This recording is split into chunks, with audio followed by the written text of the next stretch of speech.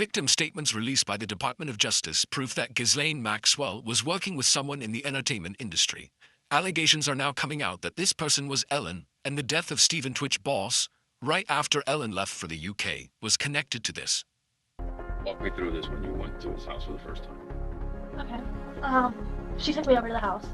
She waited downstairs. I just went up, gave him a massage. That was it. I mean,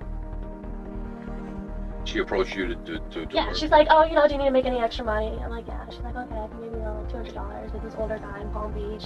He gets a lot of massages from girls. That was her name. That's all she told me. Victim statements released by the Department of Justice suggest that Ghislaine Maxwell may not have been acting alone, with indications pointing toward connections within powerful circles, including the entertainment industry. Some allegations have even attempted to link well-known public figures, raising serious questions about who else may have been involved behind the scenes. In one account, a woman described her first experience, explaining how she was taken to a house and told to give a massage.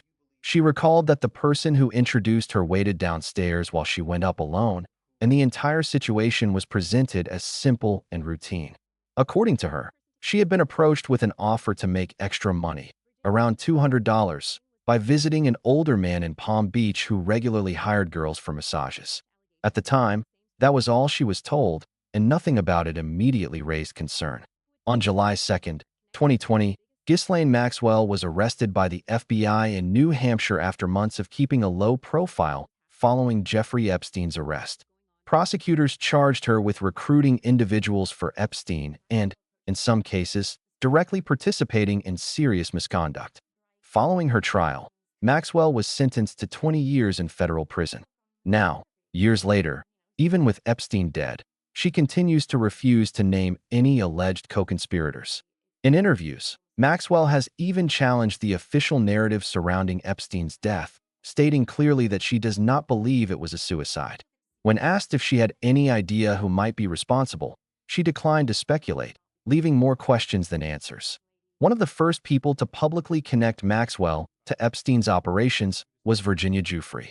In her testimony, she claimed that Maxwell played a central role in recruiting young individuals for Epstein. As more accounts emerged, a pattern became clear. Individuals were often approached with promises of opportunity, jobs, training, or connections to powerful people. They were told about a wealthy billionaire with ties to some of the biggest celebrities and political figures in the world, which made the offer seem legitimate. Many of these individuals were young and unaware of what they were walking into, and by the time they realized the reality of the situation, they were already isolated with Maxwell and Epstein. Several victims described how Maxwell presented herself in a way that immediately lowered suspicion. She appeared polished, well-spoken, and trustworthy, someone who came across as refined and respectable. One account described her as having a Mary Poppins kind of presence, friendly and approachable, which made the entire interaction feel safe. She would strike up casual conversations, ask about their interests, and then introduce what sounded like a genuine opportunity.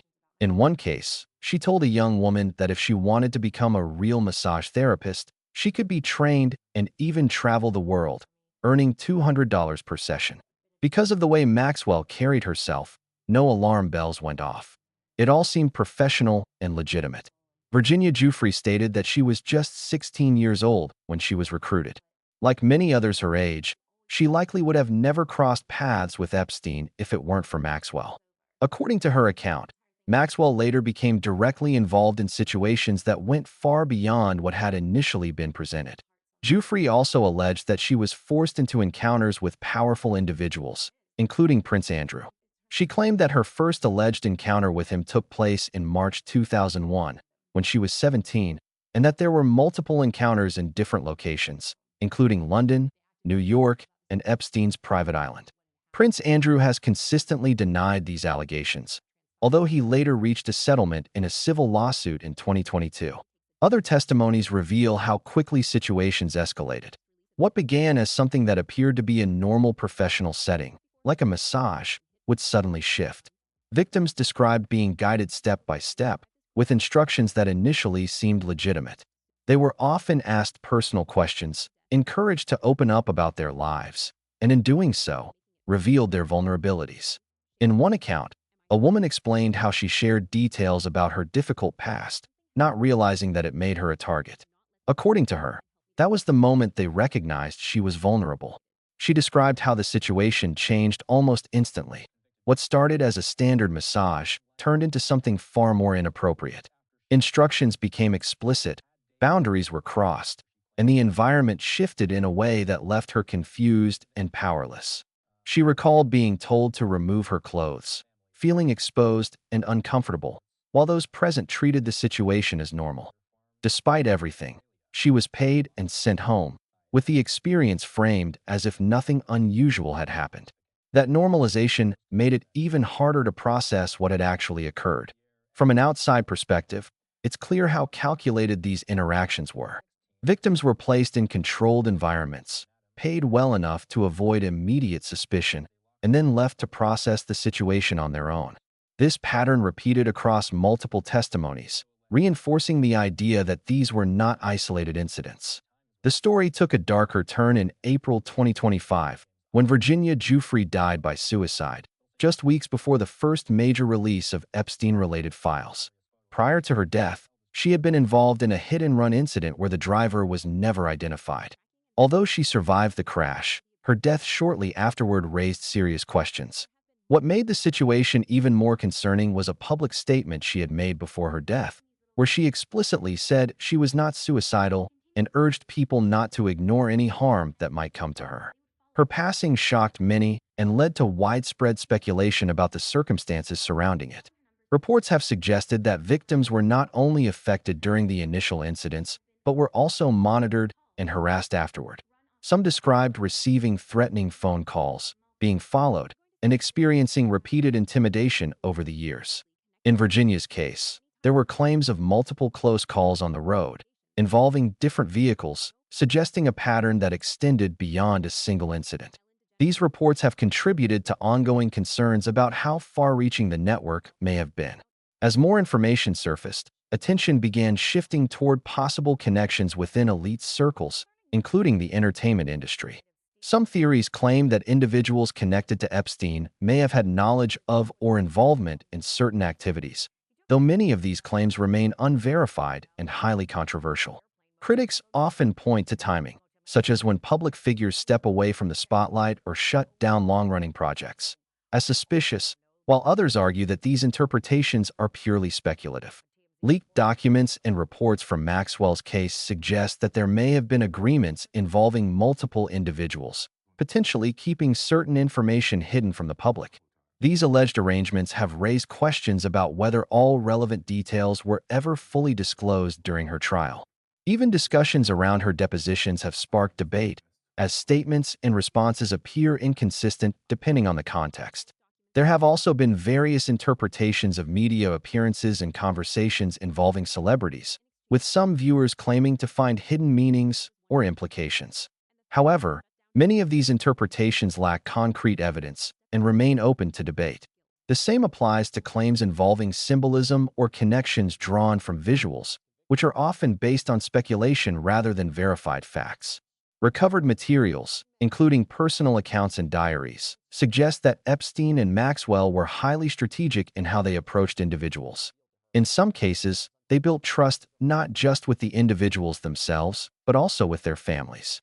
They offered mentorship, financial support, and career opportunities, creating a sense of security and obligation. Victims described being gradually drawn in, often without realizing what they were becoming part of until it was too late. Epstein's network of high-profile connections also played a major role. Being surrounded by influential figures gave the impression that everything was legitimate. For many, it created a false sense of safety. They saw recognizable names, attended high-profile events, and assumed that nothing harmful could be happening in such environments. Unfortunately, that assumption proved to be wrong for many of those involved. Despite the extensive evidence and testimonies, Maxwell has continued to deny the allegations against her. At the same time, reports from inside prison have suggested that she may be receiving treatment that differs from other inmates. These claims include access to certain privileges and protections, which has fueled speculation that her silence may still hold significant value. Investigations into Epstein's properties, including his ranch in New Mexico, are still ongoing. Lawmakers have established commissions to uncover what happened and identify those involved. Teams of legal experts are being assembled to review thousands of documents, with the goal of building a clear and official record. The scale of the investigation highlights just how complex and far-reaching this case has become. As more files continue to be released, public interest remains high. Some individuals connected to the broader network have stepped away from public life, which critics interpret as a reaction to potential exposure, while others believe these moves are unrelated. The reality is that many questions remain unanswered, and the full picture has yet to emerge. What's clear is that this story is far from over. With ongoing investigations, new evidence potentially coming to light, and the possibility that key figures could eventually speak out, everything could change at any moment. If you want to stay updated as new developments unfold, make sure to like the video, subscribe to the channel, and share your thoughts below. Do you think these connections are just coincidences, or is there something much bigger still waiting to be revealed?